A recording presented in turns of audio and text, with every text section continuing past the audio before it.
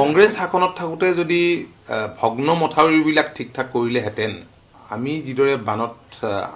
হাবু দাবু খাব লাগে অসমৰ মানুহ যিদৰে বানত আক্ৰান্ত হয় দুৰ্বল মথাউৰিবোৰ সহজে ভাগি পৰে তেনেকুৱা নহ'লহেঁতেন গতিকে মথাউৰিৰ কাম এতিয়াতো বন্ধ হৈ থকা নাই 2016ৰ পৰা মোৰ সমষ্টিতে কোটি কোটি টকা মানে একে ঠাইতে 100 কোটিতকৈ বেছি টকাৰ কাম কৰিছে দুৰ্বল মথাউৰিবিলাক মেৰামতি প্ৰায় সম্পূৰ্ণ হৈছে তেখেতেতো ভাল কথা কৈছে মথাউৰি বনাব লাগে মথাউৰিটো বনি আছে কিন্তু এলিভেটেড কৰিডৰ হ'ব নালাগে এনে উদ্ভট চিন্তা বা এনে কথা কিয় ক'ব পাৰিলে বা কেনেকৈ ভাবিব পাৰিলে 7,000 কোটি টকা খৰচ কৰি এইটো কৰিবলৈ যোৱা মানে কিয় কৰিছে তাত বন্যপ্ৰাণীৰ যি ভাবুকি আছে বন্যকুলৰ প্ৰতি তেওঁৰ যিটো দায়বদ্ধতা থাকিব লাগে সেই দায়বদ্ধতাটো হয়তো তেওঁ বন্যপ্ৰাণী বুলিয়েই সেইটো তেওঁ অনুভৱ কৰা নাই গতিকে বন্যপ্ৰাণীৰ প্ৰতি তেওঁৰ দৃষ্টিভংগী